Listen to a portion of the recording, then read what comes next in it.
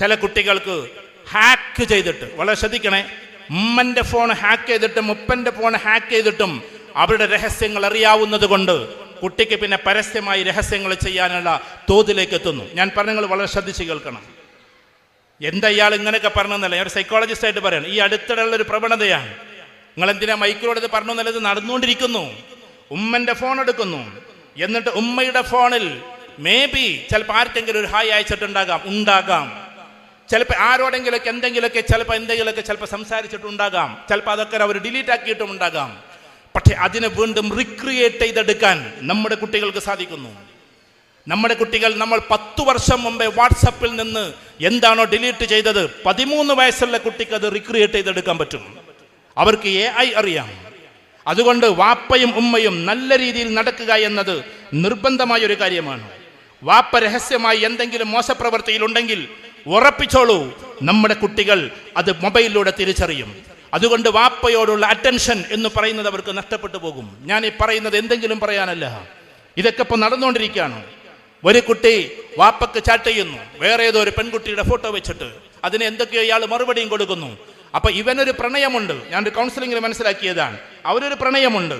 ആ പ്രണയമുണ്ടായത് കൊണ്ട് ആ പ്രണയം വാപ്പ എതിർക്കുന്ന പ്രണയവുമാണ്. അപ്പൊ വാപ്പനെ ട്രാപ്പിലാക്കിയിട്ട് എന്താക്കണമെന്നറിയോ? വാപ്പയെ ട്രാപ്പിലാക്കിയിട്ട് എന്താക്കണം എന്നാണ് അവർക്ക് ഈ പ്രണയം നടപ്പിലാക്കണം. എൻ്റെ അടുത്ത് വന്നൊരു കൗൺസിലിങ്ങിന്റെ കാര്യം ഞാൻ നിങ്ങളോട് പറയുന്നു. ഞാൻ പറഞ്ഞു, മോനെ നീ എന്തിനാ അങ്ങനെ വാപ്പനോട് ചെയ്തത്?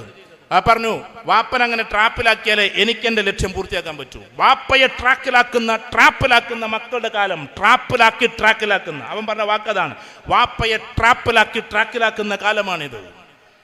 അപ്പൊ നമ്മൾ ഇവിടെ ഇരിക്കുന്ന ഓരോ ആളുകളും മൊബൈൽ എന്ന് പറയുന്ന സാധനത്തിലൂടെ കടന്നു പോകും. എൻ്റെ പ്രിയപ്പെട്ട വാപ്പമാരോട്, ഉമ്മമാരോട്, രഹസ്യമായ ഒരു കോഡും രഹസ്യമായ ഒരു ലോകവും നമ്മൾ സൃഷ്ടിക്കരുത്. അത് സൃഷ്ടിച്ചു കഴിഞ്ഞാൽ നമ്മുടെ മക്കൾ പച്ചവെള്ളം പോലെ പുറത്തേക്ക് കൊണ്ടുവരും. ഇതിനെ ഞാൻ പറയുമ്പോൾ നിങ്ങൾക്ക് വേദനിക്കാം, പക്ഷെ ഞാൻ എൻ്റെ കാര്യം പറഞ്ഞേച്ചു പോകുന്നു, നടക്കുന്ന കാര്യങ്ങൾ പറഞ്ഞേച്ചു പോകുന്നു. എത്രയോ കുട്ടികൾ ഉമ്മയുടെ ഉപ്പയുടെ ഇങ്ങനെ എന്തെങ്കിലും ചെറുതായിട്ട് എന്തെങ്കിലും വ്യതിചലനമുണ്ടെങ്കിൽ അതിനെ കണ്ടെത്താൻ പ്രാപ്തിയുള്ള AI ടെക്നോളജി ഉപയോഗിക്കുന്ന കുട്ടികളുടെ കാലത്ത് വാപ്പക്ക് 5 കൊല്ലം മുമ്പ് എന്ത് രഹസ്യമുണ്ടായിരുന്നു എന്ന് ഈ 2025 ഇന്നത്തെ ദിവസം ഏപ്രിൽ 12-ാം തീയതി അവന് തിരിച്ചറിയും. 5 വർഷം മുമ്പ് നിങ്ങൾ ഡിലീറ്റ് ആക്കിയതിനെ ഇന്ന് കൊണ്ടുവരാൻ നമ്മുടെ കുട്ടികൾക്ക് സാധിക്കും. അതുകൊണ്ട് നമുക്ക് രഹസ്യമായൊരു ജീവിതമില്ലാതിരിക്കുക, മോശമായൊരു ജീവിതമില്ലാതിരിക്കുക. ആ ജീവിതം ഉണ്ടായിക്കഴിഞ്ഞാൽ കുട്ടികൾ തന്നെ ഇതൊക്കെ നിങ്ങൾ എന്തിനു പറയുന്നു എന്ന ചോദ്യത്തിന് നമ്മളാരും ട്രാപ്പിൽ കുടുങ്ങാതിരിക്കാൻ എന്നതാണ് എൻ്റെ മറുപടി. രണ്ടാമത്തത്, നമ്മുടെ കുട്ടികളെ ദീനീപരമായി മാറ്റുക എന്നത് ഒന്നാമത്തെ കാര്യം ഞാൻ പറഞ്ഞു. ആ ദീനീപരമായ കാര്യം എന്താണ്? ഇവിടെ 5-ാം ക്ലാസ് 10-ാം ക്ലാസ് എന്നൊക്കെ പറയുന്ന ക്ലാസ് കഴിഞ്ഞ കുട്ടികളുണ്ടാവും മദ്രസയിൽ നിന്ന്. അതിനുശേഷം നമ്മൾ അവർക്ക് എന്താണ് കൊടുത്തത്? 5-ാം ക്ലാസ് വരെ പഠിച്ച കുട്ടികൾ, എന്നിട്ട് അവർ അഷ്ഹദത്തു സഫുൽ ഖാമിസ് എന്ന് പറയുന്ന ഒരൊറ്റ ഒരു സർട്ടിഫിക്കറ്റ് അവരുടെ കയ്യിലുണ്ടാകും. 5-ാം ക്ലാസ്സിലെ സാക്ഷ്യപത്രം, അല്ലെങ്കിൽ 7-ാം ക്ലാസ്സിലെ, അല്ലെങ്കിൽ 10-ാം ക്ലാസ്സിലെ, അല്ലെങ്കിൽ +2 സ്ഥാനവിയയുടെ. എന്നിട്ട് ആ കുട്ടി അതോടുകൂടി നിർത്തുന്നു.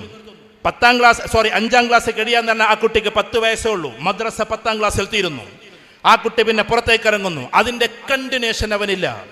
പള്ളികളിലും മദ്രസകളിലും ഒരുപാട് പരിപാടി നടക്കുമ്പോൾ നമ്മുടെ കുട്ടികൾ അതിലില്ല. പിന്നെന്താ സംഭവിക്കുക? അവനിങ്ങനെ അന്നത്തെ കാലഘട്ടത്തിലെ മദ്രസയിലെ ചില ഉസ്താദുമാരൊന്ന് അടിച്ചിട്ടുണ്ടാകാം, ഒന്നും ഉപദേശിച്ചിട്ടുണ്ടാകാം. അതിനപ്പുറത്തെ സ്വാതന്ത്ര്യപരമായ ലോകത്തിലേക്ക് കടന്നു പോകുമ്പോൾ ഇവനെ പിന്നെ ഇതിനൊന്നും കിട്ടുന്നില്ല. അതുകൊണ്ട് സ്ട്രിക്റ്റ് ആയിട്ടും വളരെ സൗമ്യമായി നല്ല രീതിയിൽ മഹല്ല് പ്രവർത്തിക്കുന്ന കുടുംബത്തോട് ഞാൻ പറയാണ്, നമ്മുടെ കുട്ടികൾക്ക് ഇന്റലക്ച്വൽ ക്ലാസ്സുകൾ കൊടുക്കണം. ഇന്റലക്ച്വൽ ക്ലാസ്സുകൾ എന്താ ഈ പറയുന്നതിൻ്റെ അർത്ഥം? അഥവാ നന്നായിട്ട് +2-നും ഡിഗ്രിക്കും PGക്കൊക്കെ പോകുന്ന കുട്ടികൾക്ക് IIT-യിൽ നിന്ന് റിസർച്ച് കഴിഞ്ഞിട്ട് പുറത്തിറങ്ങിയ ദീനി കുട്ടികളുണ്ട്. അവിടെ റിസർച്ച് ക്ലാസ്സുകൾ കൊടുക്കണം. ഉസ്താദുമാർ കൂടെ ഉണ്ടാകട്ടെ. ഖുർആൻ അവർ വിശദീകരിക്കുമ്പോൾ ഖുർആന്റെ സയൻസിനെ കുറിച്ചിട്ട് IIT-യിൽ നിന്ന് PhD കഴിഞ്ഞവൻ വിശദീകരിക്കട്ടെ. ഇത് രണ്ടും എതിരല്ല, ഒന്നിച്ച് ആളുകളുടെ ഉള്ളിലേക്ക് കയറണം. ഇമാം ഷാഫി റഹ്മത്തുള്ളാഹി പറയുന്നുണ്ട്, ഭൗതിക വിദ്യാഭ്യാസം, ആത്മീയ വിദ്യാഭ്യാസം എന്ന് പറയുന്ന രണ്ടെണ്ണമില്ല. കാരണം നമ്മൾ പഠിക്കുന്നതെല്ലാം ഭൗതികമായാലും ആത്മീയമായാലും അതെല്ലാം അള്ളാഹുവിലേക്ക് ചേരേണ്ടതാണ്. അങ്ങനെ നമ്മൾ അതിനെ പഠിക്കാവൂ എന്ന്. ആ ഒരു അർത്ഥത്തിൽ നമ്മുടെ കുട്ടികൾക്ക് മാസത്തിൽ ഒരിക്കലെങ്കിലും ഖുർആനികമായ ക്ലാസ് ഉള്ള ഒരവസ്ഥയിലേക്ക് നമ്മൾ എത്തിക്കണം. അത് ഏത് സംഘടനക്കാരായാലും അതിനെക്കുറിച്ചല്ല ഞാൻ പറയുന്നത്. നമ്മുടെ മഹല്ലിൽ അഥവാ നമ്മുടെ കുട്ടികൾക്ക് വേണ്ടിയിട്ട് അത് നടപ്പിലാക്കണം. ഉസ്താദുമാരിൽ പല ആൾക്കാരും ഫ്രീ ആണ്. അഥവാ 9:30-10 മണി കഴിഞ്ഞാൽ അവരുടെ അടുത്തേക്ക് അയക്കാം, അല്ലെങ്കിൽ നിങ്ങൾക്ക് അതിൻ്റെ സെറ്റപ്പുകൾ ഉണ്ടാക്കാം. കുട്ടികൾക്ക് എപ്പോഴും ദീനീപരമായ ഒരു സർക്കിളിലേക്ക് നമ്മുടെ കുട്ടികളെ കൊണ്ടുപോകൽ ഒന്നാമത്തെ കാര്യമാണ്. രണ്ടാമത്തെ കാര്യം, നമ്മുടെ വീട്ടിൽ കുട്ടികൾക്ക് നല്ലൊരു അന്തരീക്ഷം ഉണ്ടാക്കി കൊടുക്കലാണ്. ആ അന്തരീക്ഷം ഏതാണ്? അതൊന്ന് ദീനിനെ ബേസ് ചെയ്ത അന്തരീക്ഷമായിരിക്കണം. ഉമ്മയോട് ഉപ്പയോട് നല്ല രസകരമായ ഒരു ബന്ധം അവനുണ്ടാകണം. നേരത്തെ പറഞ്ഞ മോശമായ ബന്ധമല്ല. അതിന് പകരം ഉമ്മയുടെയും ഉപ്പയുടെയും സ്നേഹം കണ്ട്, പരസ്പരം അവരുടെ ഐക്യം കണ്ട് നമ്മുടെ കുട്ടികളും ആ ഐക്യത്തിലേക്ക് കടന്നു വരണം. ഇന്നത്തെ നമ്മുടെ കുടുംബത്തിന്റെ അവസ്ഥ എന്താണ്? കാരണം വിശുദ്ധ ഖുർആനിൽ ഭാര്യ ഭർത്താക്കന്മാർ തമ്മിൽ പ്രണയിക്കാൻ പറയുന്നു. ആ പ്രണയം മവദ്ദത്ത് എന്ന വാക്കാണ് ഉപയോഗിച്ചിട്ടുള്ളത്. മവദ്ദത്ത് എന്ന് പറഞ്ഞാൽ പരസ്പരം പ്രണയം എന്നാണ്, പരസ്പരം ഇഷ്ടമെന്നാണ്. വറഹ്മ എന്ന് പറഞ്ഞാൽ കാരുണ്യം എന്നാണ്. മവദ്ദത്തും വറഹ്മ എന്നാണ് നിക്കാഹിനെ കുറിച്ച് പറയുന്ന സമയത്ത്, കല്യാണത്തെ കുറിച്ച് പറയുമ്പോൾ പറയുന്നത്. എന്താ മവദ്ദത്ത്? നമ്മുടെ കുടുംബത്തിൽ അത് നടക്കുന്നുണ്ടോ എന്ന് വെച്ചാൽ, നമ്മുടെ കുടുംബത്തിൽ ഭർത്താക്കന്മാർ കടന്നു വരുമ്പോൾ സ്നേഹത്തോടെ സ്വീകരിക്കുന്ന ഭാര്യമാരുണ്ടോ? ഒന്ന് ജസ്റ്റ് ഒന്ന് കൈ കൊടുത്ത സലാം. എന്താ, കുട്ടികളുടെ മുമ്പൊന്ന് ഉമ്മാക്ക് കൈയൊക്കെ കൊടുക്കാം, അതെങ്കിലും നടക്കുന്നുണ്ടോ? ഉപ്പ കയറി വരികയാണ്, അസ്സലാമു അലൈക്കും എന്ന് പറയുമ്പോൾ ഭാര്യയായ ഉമ്മക്ക് ജസ്റ്റ് ഒന്ന് കൈ കൊടുത്തൂടെ? കൈ കൊടുക്കുക എന്ന് is not the part of sex. അതുമായി ബന്ധപ്പെട്ടതല്ലോ, ഒരു മനുഷ്യന്റെ ബന്ധത്തിന്റെ പേരിലല്ലേ. എപ്പോഴെങ്കിലും വാപ്പ കയറി വരുമ്പോ ഉമ്മ ഒന്ന് കൈയൊടുക്കുന്നുണ്ടോ? മക്കൾ കൈയൊടുക്കുന്നുണ്ടോ? ഈ പാവം ഏത് വ്യഥയിൽ നിന്നാണ് വരുന്നത് എന്ന് നമ്മൾ തിരിച്ചറിയുന്നുണ്ടോ? പക്ഷേ ഈ കടന്നു വരുന്ന വാപ്പക്ക് ഒരുപാട് സങ്കടങ്ങൾ ഉണ്ടാകും, ഒരുപാട് പ്രയാസങ്ങൾ ഉണ്ടാകും. നിങ്ങൾക്ക് വേണ്ടി, നമുക്ക് ഓരോരുത്തർക്കും വേണ്ടി ഞാൻ സ്ത്രീകളോട് പറയുന്നു, ഞാനൊരാണായതുകൊണ്ട് പറയല്ല, ഒരുപാട് കഷ്ടപ്പെട്ടിട്ട് ആ വീടുകൾ ഉണ്ടാക്കുന്നത്, ഒരുപാട് പ്രയാസമേറിയിട്ടാണ് വീടുകൾ ഉണ്ടാക്കുന്നത്. അത് ചിലപ്പോൾ 3000, 5000, 8000, 10000 ഒക്കെ സ്ക്വയർ ഫീറ്റായി മാറുന്നത് വേറെ കാര്യം.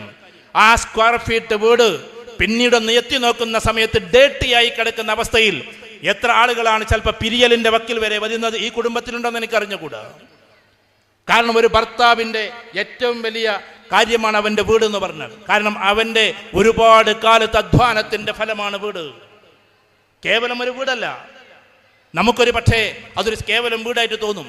ഈ വീടിൻ്റെ സ്വപ്നം, ഞാനൊക്കെ ചിലപ്പോൾ സ്കൂളിൽ പഠിക്കുന്ന കാലത്ത്, ഞങ്ങൾ തിരൂരിൽ പഠിക്കുന്ന സമയത്തൊക്കെ ഇങ്ങനെ പോകുമ്പോൾ അവിടെ കാരത്തൂരിലുള്ളൊരു വീട് നോക്കുമായിരുന്നു. അവിടെ രസകരമായിട്ടൊരു ചെറിയ വീടുണ്ട്, നല്ല ഡിസൈനിലല്ലേ.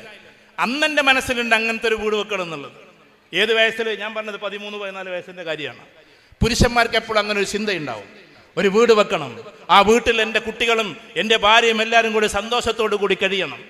അത് ഒരു വർഷത്തെ പണിയല്ല, എത്രയോ കാലങ്ങൾക്ക് മുമ്പെയുള്ള സ്വപ്നമാണ്. ആ സ്വപ്നത്തിൻ്റെ പരിണിത ഫലമായി ഒരു പറമ്പ് വാങ്ങിക്കുന്നു, അല്ലെങ്കിൽ കിട്ടിയ പറമ്പിൽ ഒരു വീട് വെക്കുന്നു. ആ വീട് ഡേർട്ടിയായി കിടക്കുന്ന, ചള്ളി പിടിച്ച് കിടക്കുന്നത് പോലെ കിടക്കുന്ന അവൻ്റെ ഹൃദയത്തിന് ഇന്നലകളിലേക്കുള്ള സഞ്ചാരമായി മാറുന്നു. ഒരുപാട് നാളുകളിലേക്ക് പിന്നാമ്പുറത്തേക്ക് പോകുന്നു. അതിൽ അവരും ശ്രദ്ധിക്കേണ്ട ഒരു കാര്യമുണ്ട്. മനുഷ്യന്റെ വ്യക്തിത്വങ്ങൾ എന്ന് പറഞ്ഞാൽ ചില ആൾക്കാർ ചില രീതിയിലാണ്.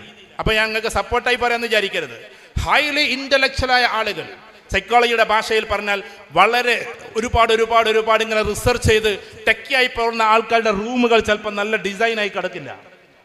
അത് നമ്മൾ ശ്രദ്ധിക്കേണ്ടത്. നല്ല ഡിസൈനിൽ കിടക്കൂല. കാരണം ചിലപ്പോൾ പുതപ്പ് അവിടെ ഉണ്ടാവും, തലയണ അവിടെ ഉണ്ടാവും. കാരണം ഇവൻ കമ്പ്യൂട്ടറിൻ്റെ ഉള്ളിലുമായിരിക്കും. അങ്ങനെ കുറേ കുട്ടികളെ നിങ്ങൾ കണ്ടിട്ടില്ലേ? നല്ല ബുദ്ധിശക്തി ഉണ്ടാവും, പക്ഷെ അവൻ്റെ റൂമിൽ കണ്ട് ചെന്നാൽ ഇങ്ങനെ ഏതോ ഒരു ഹിരോഷിമയിൽ ബോംബ് പൊട്ടിയ മയിലുണ്ടാവും. എല്ലാം കൂടി അവിടെ ഇവിടെയൊക്കെ കിടക്കുന്നുണ്ടാവും. ചില കുട്ടികൾ അങ്ങനെയാണ്, കാരണം അവർ വിഷ്വൽ ആകണമെന്നില്ല.